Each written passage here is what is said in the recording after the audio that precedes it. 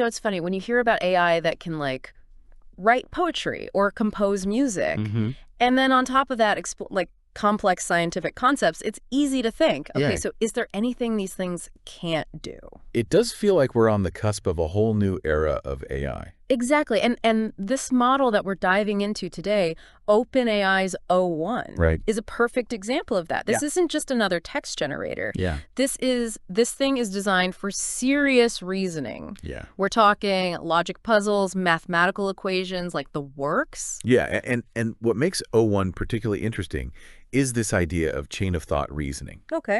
Which is essentially, it breaks down these complex problems into a series of smaller, more manageable steps. Kind of like how we might approach a difficult problem. Right.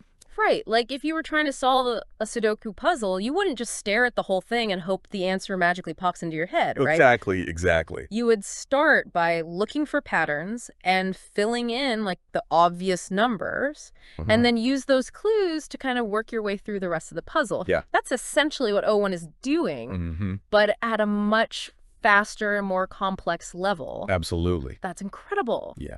But here's the question that this research paper kind of grapples with, right? Is O1 truly reasoning?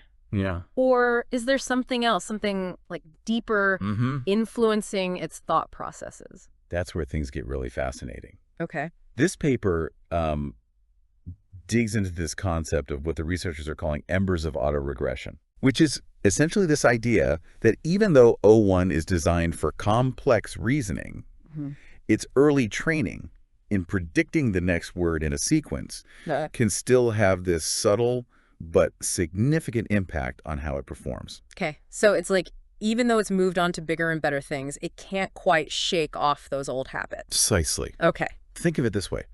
Imagine a musician who's spent years mastering a particular instrument, say like the piano. Okay. Even when they switch to a completely different instrument like a guitar, those years of piano playing will inevitably influence their technique, their musicality, even the way they approach a new song. I get it. So O1's history as a language model, learning to predict the next word is like that ingrained musicality. Okay. But how does that actually manifest in its reasoning abilities? Right. What did the researchers discover? Well, one of the key findings was this intriguing connection between O1's performance and what they call output probability. Output probability. Essentially, O1 tends to perform better when the answer to a problem or the solution that it needs to generate is a sequence of words that is statistically more likely to occur. Okay. I think I need a real-world example here. Make this click for me. So let's say you ask O1 to decode a simple substitution cipher, like the ones you might find in like a newspaper puzzle section. Okay. The researchers found that O1 is more accurate when that decoded message turns out to be a common phrase. Something like, the early bird gets the worm. Right. Compared to a more unusual or grammatically awkward phrase. Interesting. Even if the underlying logic of the cipher is the same. That's wild. So it's like even though it's supposed to be deciphering a code, part of O1 is still stuck in that pattern recognition mode. Exactly. Looking for familiar sequences of words. And the reason for this goes back to how these AI systems are trained, right? Okay. O1 learned from this massive data set of text and code. And through that process, it inevitably picks up on the statistical patterns of language. Common phrases, grammatical structures, the ways words tend to go together. So it's almost like O1 is drawing on its vast internal library of text, even when it's trying to be logical and analytical. Precisely. And this isn't just some, like, interesting quirk. Right. It has real implications for how we understand and interpret O1's outputs. Okay. It suggests that even when O1 seems to be, like, flawlessly reasoning its way through a problem, it might be influenced by factors that have nothing to do with logic or reasoning and everything to do with the statistical patterns embedded in the very fabric of language itself. Okay, that's a lot to process. Yeah. So we've got these embers of autoregression subtly shaping O1's performance, especially when it comes to generating those high probability outputs. Right. But the researchers didn't stop there. They didn't stop there. There's more to this embers mystery, right? Absolutely, yeah. The researchers actually uncovered another fascinating ember. Okay.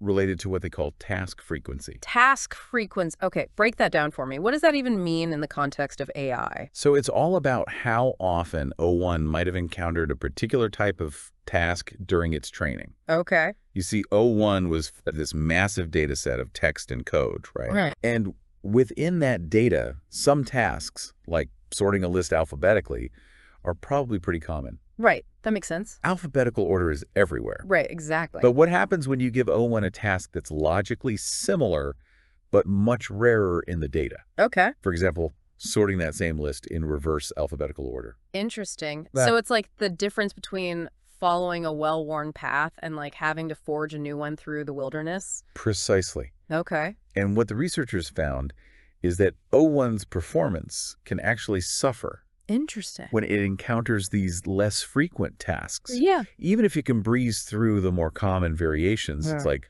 it's learned to excel at, like a specific set of mental gymnastics. Right. But struggles when asked to apply those skills in a slightly different context. That's so interesting. And it makes me think about how we, like as humans, learn too. Yeah. We often rely on those familiar mental shortcuts, like those well-trodden neural pathways. Right. But when we're forced to confront something new, something outside of our comfort zone, that's when like real learning and growth can happen. That's a great parallel. Right. And it highlights a key insight from this research, right? Okay. Even when AI seems to be displaying like impressive reasoning abilities, it might be relying on those statistically ingrained patterns rather than truly understanding the underlying principles at play. It's like the difference between memorizing a formula and actually understanding the concepts behind it. Right. You might be able to plug in the numbers and get the right answer. But can you really say you've mastered the material? Exactly. And that leads us to another fascinating aspect of this research. This idea of thinking tokens. Okay, we touched on this earlier. Yeah. Remind me, what are those again? Yeah. It sounds like something out of a sci-fi novel. It does a bit, doesn't it? It does. Essentially, thinking tokens are a way for the researchers to kind of like peek behind the curtain of O1's processing. It's not about actual physical tokens, but rather a measure of the internal effort, the computational steps O1 takes to solve a given problem.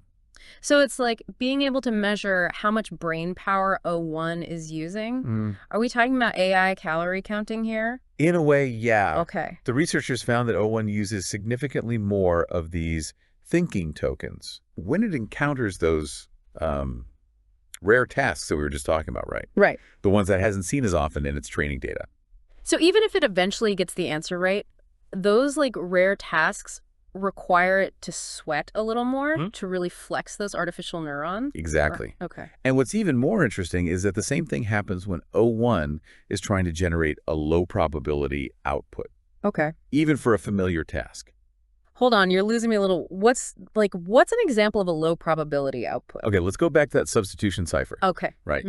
If you ask O1 to decode a message, and the solution turns out to be a very unusual sentence, grammatically awkward. Okay. Or using like really uncommon vocabulary. Right. O1 might take more steps, use more thinking tokens, even if it ultimately cracks the code.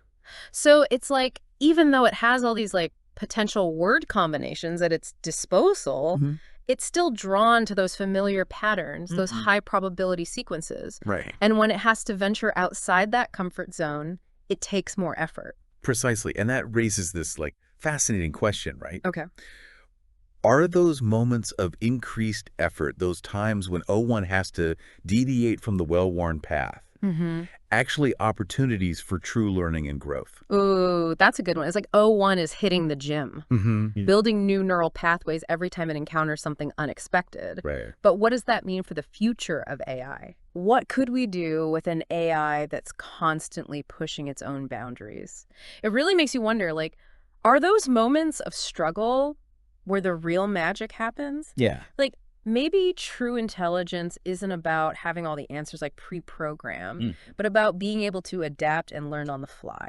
Absolutely. And that's something that the researchers touch on in their paper. Okay. They suggest that instead of trying to kind of shield AI systems from these more challenging, low probability situations, we should actually be actively seeking them out. So instead of giving O1 a steady diet of easily digestible, high probability tasks, we should be throwing some curveballs its way. Yes. Some like really out there prompts. Exactly. It's like the difference between giving someone a textbook and giving them a real world problem to solve. The textbook might provide knowledge, but it's those real world challenges that force you to think critically, apply what you've learned in new ways, and ultimately grow. Right. I like that. So it's about pushing O1's boundaries, making it venture outside of its comfort zone. What could that look like in practice? So imagine presenting O1 with puzzles or problems that have multiple valid solutions. Okay. Encouraging it to explore different approaches and come up with novel answers. Got it. Or we could train it on data sets that specifically highlight unusual or unexpected relationships between data points. So instead of just feeding it the greatest hits of data, we give it a more eclectic mix, something to really make it think outside the box. Precisely. Yeah. And this isn't just about making AI more creative or adaptable. It could also be the key to unlocking even greater levels of intelligence. Okay. You see, when O1 encounters those low probability situations, when it has to kind of deviate from its ingrained patterns, it might actually be forming new connections, building new pathways within its artificial neural networks. It's like those thinking tokens we talked about earlier. Exactly. Those spikes in effort could actually be signs of O1 building new mental muscles, expanding its cognitive toolkit. And the more we can encourage that kind of growth, the more we can kind of push the boundaries of what AI is capable of achieving. This is all pretty mind-blowing stuff. We started with this idea of embers of autoregression. These subtle influences from O1's past training. And now we're talking about the potential to unlock entirely new levels of artificial intelligence. It really makes you wonder, where do we go from here? What's the next chapter in the AI story? That's the million-dollar question, isn't it? But I think this research gives us a pretty good starting point by, understanding how AI systems like O1 are shaped by their training data, by recognizing both their incredible potential and their inherent limitations. We can start to design more robust, more adaptable, and ultimately more intelligent systems. It's like we're not just building machines, we're nurturing minds. And who knows what those minds might be capable of achieving. It's an exciting time to be exploring the world of AI, that's for sure. It really is. Yeah. Well, on that note, I think it's time to wrap up this deep dive. Okay. But before we go, I want to thank you, the listener, for joining us on this journey into the fascinating world of O1 and the embers of autoregression. Until next time, keep those questions coming, keep exploring, and never stop learning. Ever wonder if we can teach AI to think outside the box? Or if it's always going to be kind of stuck with just spitting back its training data? Yeah, it's a fascinating question. I mean, we're really talking about the very nature of reasoning here. Can AI truly break free from those patterns it's learned? Imagine, you're training a dog to fetch. You can teach it new tricks and all, but will it ever truly ignore that instinct to chase squirrels? This research kind of tackles that dilemma head on. It's a really good analogy. And this research team from OpenAI in Princeton, they decided to, really go for it. They tackled this head on with this AI system called O1. Okay, so O1, this isn't just any old AI. What makes this one so special? Well, you see, past models were mostly about predicting the next word, kind of like a supercharged autocomplete, Yes. But O1, it was designed from the ground up, specifically to be a reasoning powerhouse.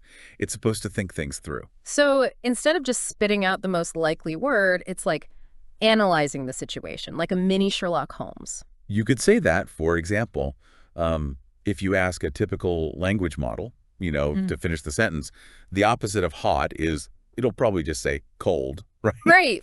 Because it's seen those words paired together countless times. Makes sense. It's all about the data, right? Exactly. But, O1, ideally, it would approach it differently. It would try to analyze the actual concept of opposite. It would consider different attributes of hot and then, kind of arrive at cold through a more deliberate, like a logical path. Okay, so I'm picturing like a little thought bubble above its digital head. Right. But like, does this reasoning ability actually translate into, real world performance? Yeah, that's the million-dollar question. Yeah. And what the researchers found is, well, it's complicated. Go. It turns out that even though O1 was designed for reasoning, its performance is still influenced by the probability of the answer, just like those earlier models. You mean those like statistical relationships it's learned? So even if it's trying to, reason things out, it's still got those old habits lurking in the background. Precisely. It's as if a part of it is still stuck in that world of predicting the most likely outcome, even when it's trying to apply logic. Intriguing. So how did they figure that out? Okay. Well, they gave O1 a series of code-breaking tasks, kind of like, deciphering a message that's been shifted a few letters down the alphabet. Like a simple substitution cipher. Exactly. Clever. And they found that O1 was significantly better at cracking the code if the solution was a common word. So even though it's supposed to be this reasoning machine, it still has a soft spot for words that it's been a million times before. It seems that way. Yeah. It's as if its past life as a word prediction model is still kind of whispering in its ear, like, go with what you know. Common words are usually the answer. That's fascinating. It's almost like its own internal biases based on its training. Absolutely. And this gets even more interesting when they looked at the number of thinking steps O1 took to get to an answer. Wait, thinking steps? You mean we can actually see, like, how O1 is thinking? In a way, yeah. We can't see exactly what's going on inside its, mind. But these thinking steps kind of offers a glimpse into its process. It's like getting a sneak peek at that thought bubble, That's incredible. So what did they find out from these thinking steps? Well, this is where it gets really remarkable. They've found that when the answer was statistically less likely, like if that deciphered code spelled out a really obscure word, Right. O1 actually took more steps. It was almost like it was like second-guessing itself. Wow. Like it had to work harder to overcome its initial impulse to choose the more common word? Yeah, exactly. It's like it had to convince itself that, yes, sometimes the answer isn't the most obvious or statistically likely one. It's a fascinating insight into the inner workings of this AI. So we've seen how, O1's performance, it can be swayed by the probability of the answer, even when it's trying to, reason things out. But what about the types of tasks it's been trained on? Could that also, play a role? Oh, absolutely. That's another, crucial piece of the puzzle here. And it gets to the heart of how these AI models are trained. Think about all the data we feed them, right? Books, code, websites. I mean, it's a massive amount of information and some patterns. They're going to show up way more often than others. Right. Like alphabetizing a list is probably a gazillion times more common than like reverse alphabetizing it. Exactly. So a language model trained on that data, it might develop a kind of muscle memory for those more frequent tasks, right? Making it just naturally better at them. Interesting. So it's not just about the words themselves, but also the kinds of tasks that it's used to seeing. It's like its own version of practice makes perfect. Precisely. And the researchers, they wanted to see if O1, with its reasoning abilities, could overcome this potential bias.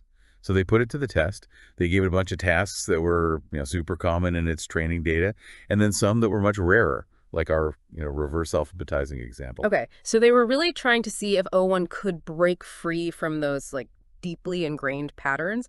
And what happened? Did it pass the test? Well, this is where it gets kind of surprising. Initially, O1 aced both types of tasks. It seemed completely unfazed by whether the task was something it had seen a million times or, something totally new. Wow, that's impressive. So maybe it really can escape the pull of its training data. It's like it's learned to think for itself. It was certainly a promising finding. Yeah. But, naturally, the researchers didn't stop there, right? Yay. They wanted to see if O1 could maintain this, impressive performance even when things got a little trickier. Yeah, because what's the fun in making it easy for it? So how did they up the ante? Well, they took one of the tasks, sorting words alphabetically, and they cranked up the difficulty. Instead of just any random list of words, they gave O1 lists where all the words started with the same letter. Oh, wow. That's devious. Now it can't just rely on that first letter as a shortcut, right? It really has to dig deep and find other patterns. Exactly. It's like asking a master chef to, not just follow a recipe, but to invent something new, but with a really limited set of ingredients. Okay, so they threw a real curveball at O1. How did it handle the pressure? Well, this is where those thinking steps we talked about earlier, they kind of come back into play. Remember, they offer us a little window into O1's, thought process. And when the researchers analyzed these thinking steps for these like harder sorting tasks, a fascinating pattern emerged. Okay. I'm on the edge of my seat. What did they find? Well, they found that when O1 was faced with that harder task, the one where all the words started with the same letter, its preference for the more common task, the alphabetizing, it became clear as day. So even though it aced both tasks initially when things got tough, it kind of reverted back to its old habit. In a way, yeah. When O1 really had to flex those reasoning muscles, it relied more heavily on those thinking steps for the reverse alphabetized lists, the ones that were less common in its training data. Yeah. It was as if those deeply ingrained patterns, those echoes of its past, they resurfaced when it was put under pressure. Wow. That's incredible. It's like those old habits die hard, even for AI. But does this mean we're stuck? Are these systems always going to be influenced by their past training, no matter how advanced they become? That's the big question, isn't it? It's not necessarily about being stuck. These findings, they don't diminish the incredible progress that we're seeing in AI development, but they do highlight an important reality. It's not a deal breaker, but it's definitely something to, to be aware of as we build more and more complex AI systems, right? Yeah. It's like these embers of autoregression, as the researchers called them. They're always kind of flickering in the background. Exactly. And it really, it makes you think about the nature of intelligence itself. Yeah. Even humans, we carry the weight of our experiences, right? Our learned behaviors. It shapes how we approach problems, for better or for worse. That's such a good point. It's like how, even after I learned to type properly, I still catch myself using my old two-finger hunt and peck method, when I'm stressed. Right. Some habits die hard. But if we know about these tendencies in AI, can we do anything to, mitigate them, retrain the system somehow? Yeah, that's a question researchers are really actively exploring. And one intriguing avenue they're looking at is incorporating elements that aren't purely based on those statistical relationships we've been talking about. Okay, so what?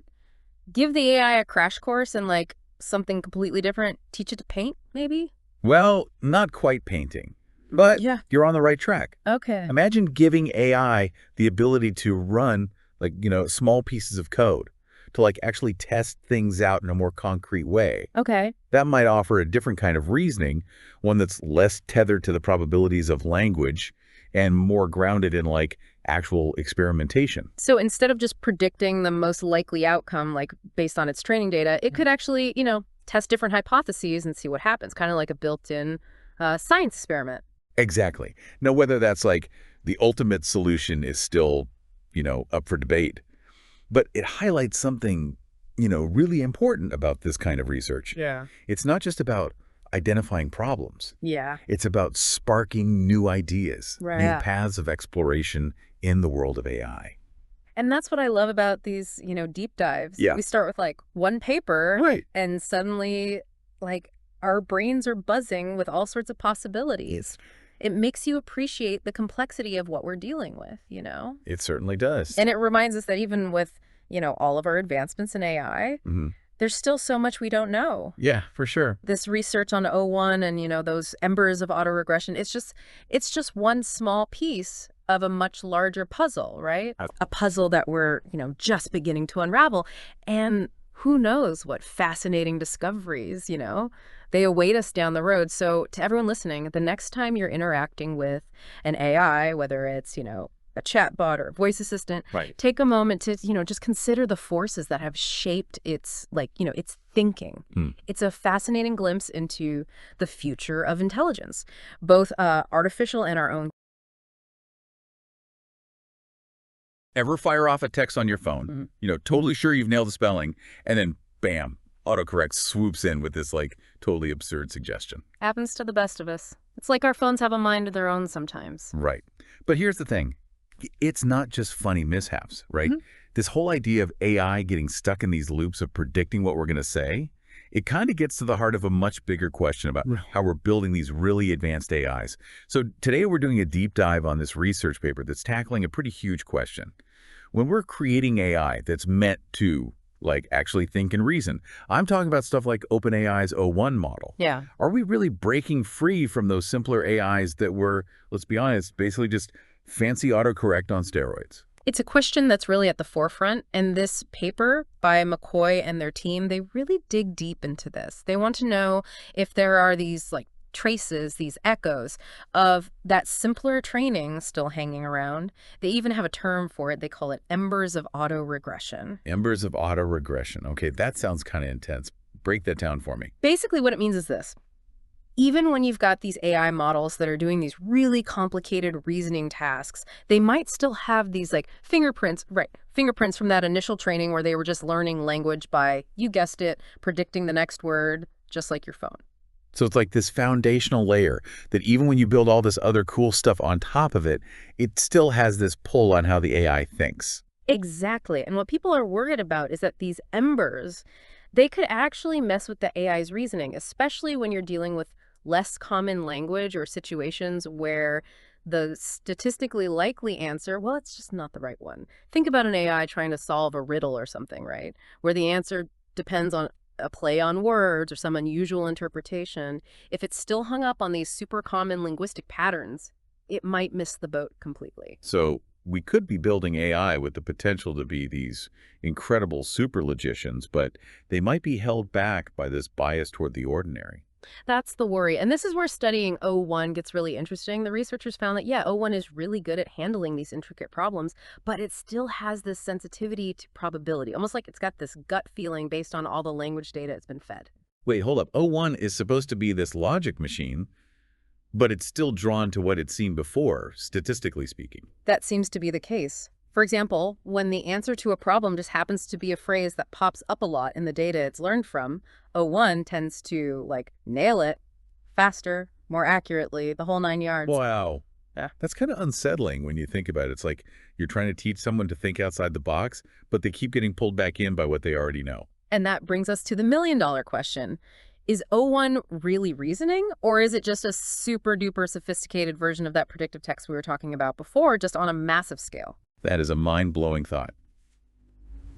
Now, there's this whole other layer to this O1 puzzle, right? Something about thinking tokens. Tell me more, because this sounds like we're about to get a peek inside the AI equivalent of a brain scan or something. I like the way you think. Okay, so we can't actually see what's happening inside O1's neural networks, right? But the model gives us this fascinating clue, these thinking tokens. Basically, they give us a way to measure how much effort O1 is putting into solving a specific problem. So we can't read its mind directly, but we can kind of get a sense of how hard it's working, how much mental energy it's using. You got it. And here's where those embers of autoregression we were talking about, they come back into the picture. The researchers, they found that O1 uses way more of these thinking tokens, which means it's putting in more effort, right, when it hits those problems where the solutions, well, they're statistically less likely. It's like those deeply ingrained patterns from its early training, they're still kind of whispering in its ear, even when it's dealing with these really complex situations. But even if O1 gets the right answer in the end, if it's an answer that's like off the beaten path, linguistically speaking, it has to work harder to get there. It's almost like it's, I don't know, trekking through unfamiliar territory. No, that is a fantastic analogy. It's as if O1 is like hacking its way through this dense forest. You can see where it needs to go, right? The destination's out there. But if the most obvious path, the one that lines up with all the patterns it's used to, if that path is blocked, well, it has to go a long way around. And that takes more energy, more effort. Wow. That is a vivid way to picture it. Really makes you think about the bigger picture here, right? Yeah. If even our most advanced AIs are still kind of prone to these biases, how do we even begin to create AI that can really reason, like truly reason, in a way that's not so hung up on statistical probability? That's the million-dollar question, isn't it? And the researchers who did the study, they actually suggest a couple of really interesting avenues to explore. One idea is that the very act of generating text, even if it's not just spitting out words, even if it's representing a whole chain of thought, that process itself might be inherently biased towards these statistically probable pathways. So you're saying there might be something baked into how we're training these models, something about this whole process of learning from mountains of text data that makes this sensitivity to probability almost impossible to avoid? That's one hypothesis. Imagine like an AI that spent its whole life immersed in literature, learning to predict the next word in, I don't know, a Jane Austen novel or a Shakespeare play. Even when you ask it to solve a logic puzzle, the language it uses, the patterns it falls back on, it might still have these echoes of those countless hours spent in the world of fiction. It's kind of amazing and a little creepy when you think about how those early experiences, so to speak, could have such a lasting impact. But you mentioned another possible explanation for O1's probabilistic leanings. Right. The other possibility is that the bias, it might not be in the text generation itself, but in how O1 actually builds that chain of thought. Imagine yourself trying to crack a tough problem, right? You're mentally trying out different angles, different lines of reasoning, bouncing around in your head. It's like your mind is navigating this crazy maze of possibilities. Oh yeah, I know that feeling. Mentally pacing back and forth, trying to find the way out. Exactly. And just like we might have these tendencies, right, these inclinations to favor certain mental pathways, maybe the ones that feel familiar or have worked in the past, it's possible that O1 might be subtly drawn to these lines of reasoning that lead to statistically more likely answers, even if those answers aren't the most logically sound in that particular moment. So even when O1 is tackling these big brain reasoning tasks, it's almost like a part of it is still searching for those comfortable echoes of the familiar, those patterns it's seen a million times before. It's a fascinating possibility, and it really highlights how incredibly complex it is to try to recreate something as nuanced as human reasoning in an artificial system. We're trying to build AI that can think critically, creatively, but what this research is showing us is that even our most sophisticated models, they're still wrestling with this legacy of their training. These patterns, they're so deeply embedded, they shape how they see and interact with the world. It's humbling, you know. We're trying to create AI in our own image, but doing so just shows us how much we still don't get about the nature of intelligence itself. Absolutely. And the deeper we go, the more we uncover, the more questions we have, which is honestly one of the most exciting things about this whole field. Every discovery opens these new doors, new challenges, and maybe most importantly, it gives us this new understanding of what it means to think in the first place. Yeah, it really makes you step back and think about the sheer scale of what we're trying to pull off here, isn't it? Yeah. Building these machines that don't just process information, but actually understand it, reason about it, maybe even better than we can. It's a huge undertaking, there's no doubt about that. But this research on O1, it's not about throwing in the towel. If anything, it's like a call to arms, you know? It's pushing us to think outside the box when it comes to AI development.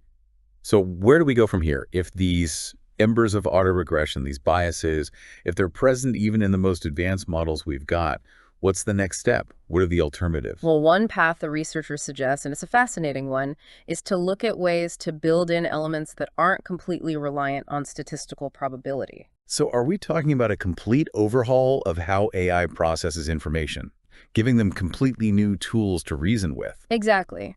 Think about it. Instead of just predicting the next word in a line, what if we could give AI the ability to actually execute code or to follow these strict logical rules, or even just do calculations that have nothing to do with how often something appears in a data set? It's like equipping them with this whole new set of cognitive tools, right? Ones that let them bypass those probabilistic shortcuts and just dive straight into pure logic. Exactly. Now, of course, this is all still pretty theoretical, but the key takeaway is this. The more we learn about the limitations of how we're currently doing things, the more it forces us to think outside the box, to imagine AI that functions in ways we haven't even begun to explore. It's like we're trying to bridge this gap, right, between how we think with our conscious reasoning and our ability to think abstractly and how these AI models are currently operating. And that's what makes this whole field so captivating, isn't it? It's not just about building smarter machines. It's about pushing the very boundaries of how we understand intelligence itself. Are there these fundamental differences between human intelligence and artificial intelligence? Or can we actually create machines that truly reason, that truly grasp the world in a way that rivals or maybe even surpasses our own abilities? It's exciting and a little intimidating at the same time. This one paper, it's like it's opened up this Pandora's box of questions about AI, about language, about what it even means to think. It really has. But, you know, sometimes, and I think we've seen this time and time again on this show, sometimes the most profound insights come from embracing those unknowns, from letting ourselves be drawn in by the mysteries that exist at the very edge of what we think we know. I couldn't agree more. And to everyone listening, the next time your phone's autocorrect tries to take over the conversation, just remember this. Even our most advanced AIs might be grappling with those same echoes of patterns and probabilities. Those subtle biases, they shape how they see and interact with the world, just like they can shape ours. It's a good reminder that this quest to build truly intelligent machines, it's not a straight line. It's a journey full of twists and turns, and along the way, it forces us to confront not just the limits of our technology, but the incredible, mind-boggling complexities of our own minds as well. Ever get this feeling like, you read about something in the tech world and it just screams science fiction? Totally. Well, that's exactly what we're diving into today. You sent us this paper, and it digs into such a weird paradox in AI, specifically these crazy language models everyone's talking about. Yeah, what really got me hooked here is how the paper breaks down this new model called O1. So it's built to be a reasoning machine, and that's a big deal because, past models were mostly about predicting the next word, right? Like, finish this sentence kind of stuff. But O1, it's designed to think logically, solve problems. So instead of just being a supercharged autocomplete, it's more like, I don't know, Sherlock Holmes figuring things out. Yeah, spot on. The paper talks about how O1 uses these chains of thought to, break problems down step by step, just like a detective would with clues, right? And get this, it says O1 can do all these tasks that used to totally stump these models. Stuff like deciphering codes and these really complex puzzles. Okay, now that's what I'm talking about. That's next level AI for sure. But this is where it gets really interesting, because the paper you sent is called Embers of Autoregression. And if O1's this amazing reasoning machine, why are we talking about, leftovers from its past? What's the catch? That is the million-dollar question, right? So even with all of its fancy reasoning skills, O1 can't totally escape its history. Yeah. It's kind of like, when you write something on a chalkboard and you try to erase it completely, yeah, there might still be, this faint trace of what was there before. Oh, I see what you mean. Right. So even though it's built to reason, it's still carrying these, echoes of its past as this next word prediction machine. So even though O1's trying to be this super detective, it's still a little haunted by its days as a word-guessing program. Yeah, exactly. The paper calls these embers of autoregression, those lingering traces of its old training that can still, subtly mess with how it behaves. It's almost as if its history is casting a shadow, even when it's trying to be all logical and stuff. Okay, I think I'm with you, but can you give me an example of how this actually works? Sure. Think about how, as humans, it's easier for us to talk or write about things we're super familiar with, right? Things we encounter all the time. Yeah, definitely. Well, the paper found that, just like us, O1 seems to do better when the answer to a problem involves, a common sequence of words or a task it's seen a lot before in its training data. Interesting. So even though it's trying to be this objective reasoning machine, it's still subtly influenced by what it's seen before. It's like those patterns are embedded in its AI subconscious or something. Exactly. And it's not just some random thing, right? It points to a much bigger issue. Yeah. The way these models are trained and how that training, even when it's all about logic, can't totally get rid of the influence of those past experiences. That's where this idea of task frequency comes in, which we'll dig into after the break. Okay, so this whole task frequency thing, it's what, is O1 just better at some things because it's seen them more often? Well, yeah, kind of. It's imagine you've got this mental toolbox, right? And it's full of tools for different tasks. Okay, I like where this is going. So some tools you use constantly, like your trusty hammer, right? But others, maybe a really specific kind of screwdriver, they don't get as much use. They're gathering dust in the back of the drawer. Exactly. And that's kind of what's going on here with task frequency. The more Owen saw a specific type of task during its training, the easier it is to pull out that tool, that solution, And the paper found that even though Owen is supposed to be this reasoning machine, it still kind of falls back on those well-used tools, the tasks. It saw a ton in its training data. So it's like those tasks are more, I don't know, comfortable for it, even if it could theoretically figure out the less common ones. Yeah, it's like a default setting or something, right? So give me an example. What kind of tasks are we talking about here? Let's see. Well, think about something like, recognizing patterns in a sequence of numbers. That probably popped up a lot in its training data. Yeah, that makes sense. So that would be like a well-oiled tool in its toolbox. Yeah. But how do they actually figure this out with O1? How they test it? Right. So remember how we talked about O1 being this amazing code breaker? Well, they gave it all these different codes to crack, some super common ones, others really rare. And it struggled with the rare ones, right? Even though it was using the same logic, those rarer codes just tripped it up. Exactly. It used way more of these thinking tokens, but we'll get to that in a sec. Oh, interesting. More on those thinking tokens in a bit. But so it's like, even for this super smart AI, practice makes perfect. Or at least practice makes it easier, right? Right. Okay, so how does this task frequency thing connect to these thinking tokens?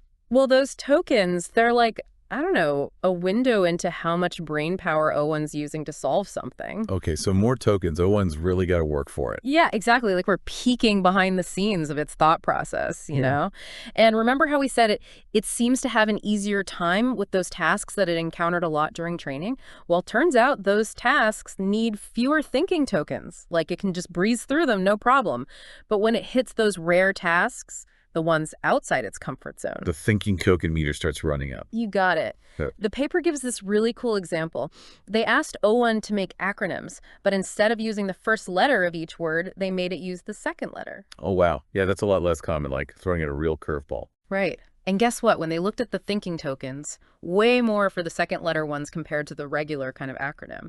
O1 was really working up a sweat for those. So even though it's this incredible reasoning machine, those embers of autoregression, those traces of its past as a word prediction machine, they're still subtly there, shaping how it tackles problems. Right. It's like it's trying to break free from how it used to be, but those embers are still glowing, influencing how it sees the world, how it solves these problems. So we've got this super powerful AI. It's supposed to be all about logic and reasoning, but it's still got these like echoes of its past as a word prediction machine affecting how it operates. Yeah. But the big question is, why does this even matter? That's what's so fascinating about all this, right? It's like we're getting this glimpse into like the nature of intelligence itself. Okay, how so? Well, this isn't just about O1, right? Or even just about AI. It kind of makes you wonder how much of what we call intelligence, whether it's computer or a human, how much of it is shaped by the stuff we've seen before, all those patterns we've learned over time. You're saying that, like, even though we think we're making decisions based on logic and reason, we might be influenced by stuff we're not even aware of. Exactly. It's like, think about it. We all have our own, like, training data, right? All the experiences we've had that kind of build up our view of the world. And just like O1, we might find it easier to deal with situations, solve problems that fit those familiar patterns. Like, our brains are wired to look for the familiar even when we're trying to be totally objective. I see what you mean. It's like those past experiences, they're still there under the surface, even if we don't realize it. Yeah. So how does this, I don't know, how does this change how we think about AI in the future? I think it's a reminder to be aware. You know, as we build these increasingly complex AI systems like this 001, we have to remember that even with all its smarts, its past still matters. Because it's a reflection of us, in a way. Exactly. It's a reflection of the data it was trained on, the stuff we exposed it to. So it's not just about making AI smarter, it's about making sure it's smarter in a way that aligns with what we value, how we see the world. So we've got to be careful about what we teach it, basically. Those early lessons, those embers of autoregression, they stick around. They really do. Yeah. It makes you think about the bigger picture, you know, the future of all this. It's not just about building more powerful AI, but understanding that our creations, they carry a bit of us, our biases, our experiences, all those things that make us human.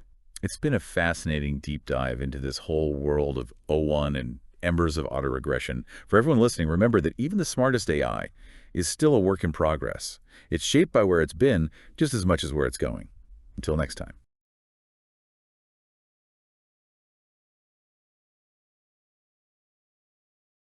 You know, it's like when you're learning something new, like, say, piano, you start with the scales right. In those early lessons, they kind of get, you know, ingrained. And even when you start composing, getting better, it's like those early practices still kind of influence how you play. You've built upon that. Well, today's deep dive, we're diving into the world of AI, and we're exploring something kind of similar.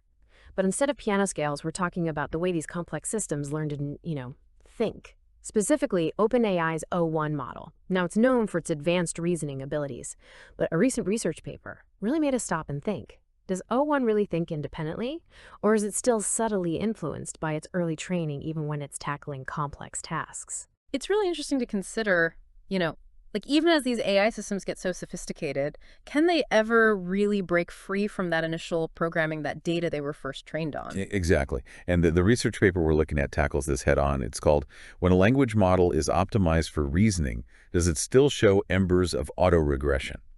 And I know embers of autoregression sounds kind of complex, but it's actually a really intuitive concept. Yeah. Just imagine you're typing on your phone, and predictive text is suggesting that next word for you. That's autoregression in action. AI models like O1, they're trained on mountains of data. Right. Learning to predict what comes next in a sequence. And while that's super powerful, it can also, I think, create a sort of habit of thought for the AI. So the big question is, does this autoregressive tendency, this like reliance on predicting the most likely next step, does it actually influence O1's performance, even when it's supposed to be thinking in a more like logical, reasoned way? Right. And to find out, they put O1 through a series of challenges, think like deciphering codes, translating pig Latin, even just reversing words. Sounds simple enough, right? Yeah. But here's where it gets really interesting. They designed these variations of the tasks. And in these variations, the answers were either more common, meaning they had a high probability of occurring, or less common, so lower probability. And this manipulation of probability is key, because it let the researchers see if O1 was relying more on what it had just encountered most frequently in its training data, even when logic, might suggest a different approach. Yeah. And the results were actually pretty surprising. O1 consistently excelled at the high probability versions of the tasks, but stumbled a bit when it was faced with the low probability ones. It's almost as if O1 finds it easier to think along paths that are just more familiar, even when those paths involve logic and reasoning. It's a bit like if I asked you to list different types of birds, robins, sparrows, those might come really easily. But a rarer, more exotic species, you might need a minute, even though logically, there are tons of bird species out there. Totally. But hold on, because it gets even more fascinating. Remember how we talked about O1 breaking down problems step by step? Well, the researchers could actually track how much effort O1 invested in solving each task variation. They did this by looking at something called tokens. Think of them like units of computation for AI. More tokens used equals O1's brain is working harder. And, as you might expect, O1 used way more tokens on those trickier, low-probability tasks, confirming that they required more mental effort. It's like its early training was creating a sort of mental friction, making it work harder to get to that correct answer. So we're starting to see that even with these impressive reasoning abilities, O1 still exhibits these traces of its past. But what does this mean for AI development as a whole? Stick around as we continue our deep dive in Part 2. We'll explore another fascinating aspect of O1's performance, the role of task frequency. Does how often O1 encounters a certain type of problem influence how well it solves it? We'll find out soon. So back to O1 and its thought processes. So if you're just joining us, we're really digging into OpenAI's O1 model, which, remember, it's designed for complex reasoning. And we've already kind of found O1 seems to do better on tasks where the answers are more statistically likely, even when logic and reasoning are involved. It's like those early training habits, that autoregression we talked about. It still kind of lingers in the back of its mind. But now, we're going to a new question. Does how often O1 runs into a certain type of task influence its performance too? It's like, if you're used to driving on the right side of the road, would you instinctively know how to navigate a roundabout in a country where they drive on the left? It's a great question, and it gets at what the researchers wanted to know, which is whether O1's performance, is it affected by how common or rare a task is? Like, think about sorting a list of words alphabetically. That's pretty common, right? Right. But sorting them in a reverse alphabetical order, that's less so. They gave O1 both those common and rare tasks and just saw what it did. Exactly. They wanted to know, would O1 struggle with those rarer tasks? Would it show even more evidence of those embers of autoregression? And they tested it in a bunch of ways. Like one example was deciphering a simple letter shifting code. So shifting letters 13 places, that's common. But shifting by, say, 12 is less common. Okay.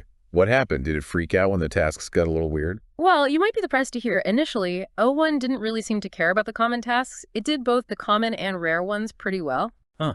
So maybe task frequency isn't a big deal. Maybe O1 is more adaptable than we thought. It's tempting to think that. But the researchers thought there might be something else going on. Remember, those tokens, they give us that look into O1's cognitive effort. Right. More tokens equals harder thinking. Exactly. So they looked at the tokens used for these common versus rare tasks. And this is interesting. Even when O1 was getting the answers right at a similar rate, it was still using more tokens on those rarer versions of the task. Wow. So even if it's getting it right, those rarer tasks are still creating more mental friction for O1. Like, it has to work harder to get over its initial training and adapt to this less familiar way of approaching it. That's a great way to put it. And it really suggests that even if O1 isn't explicitly showing a bias towards those common tasks, those early training influences are still subtly shaping how it tackles these problems. You know that old saying, you can take the AI out of the training data, but you can't take the training data out of the AI. I love that. I have a feeling they didn't stop there. Did they try anything else to really push O1 and try to from out those autoregressive tendencies more? They did. They made some of the tasks harder. Remember the word sorting ones? Yeah. Instead of just any list of words, they gave O1 lists where all the words started with the same letter. Ooh, that's devious. Now it has to work much harder, consider way more to get it right. I bet those early habits came back. You're right. With those tougher sorting tasks, O1 started to show a real preference for that more common task, alphabetical orders. Like those embers of autoregression were reignited under pressure. And it wasn't just sorting. Remember the code breaking? Yeah. They made those harder too. What they do with the code. Well, remember how they changed how likely the answers themselves were? They used even lower probability answers. Well, yeah. So the decoding was just trickier overall. Need a break. When the answers were more common, higher probability, O1 did fine on both the common and rare versions of the code. But when the answers themselves were less common, it really struggled with that rare cipher. So it's like those old habits, they're still there in the back of O1's mind, just waiting to trip it up when things get really hard. This is incredible. We've learned so much about O1 and how it thinks. But we're not done. What does this mean for AI in the future? Can we ever really escape these embers of autoregression? Find out in the final part of our deep dive. Back again. Today we're looking at, the inner workings of O1, right. OpenAI's reasoning model, and we found some pretty interesting things, haven't we? We have. It's like even in a system that's, made for logic and problem solving, those kind of early influences, the embers of autoregression, they can still have an effect. It really shows you have to understand, like where an AI came from. It's not enough to just see what it can do now. We got to think about how it got here, how that early training, it might be shaping its thought processes even now. Like that saying, give a man a fish, you feed him for a day. Teach a man to you feed him for a lifetime. But it's more like train an AI on a mountain of data, and you shape the way it approaches problems potentially forever.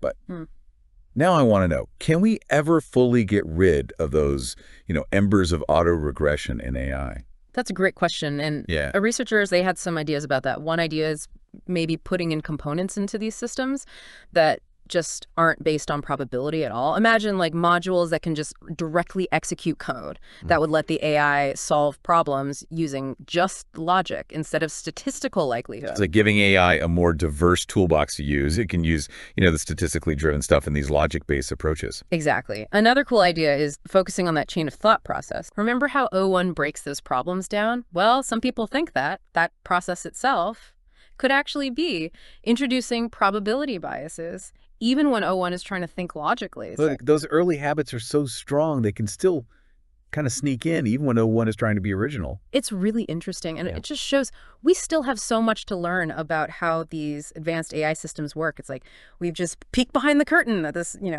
huge, complicated stage production, and we're blown away by the performance. But now we really want to see what's going on backstage. What a journey this has been. We've gone deep into AI reasoning, probabilities, like these traces of how these systems first learned to think. And as we, continue to be amazed by AI like O1, it's important to think about where it came from, its biases, how those early things might be affecting its thoughts now.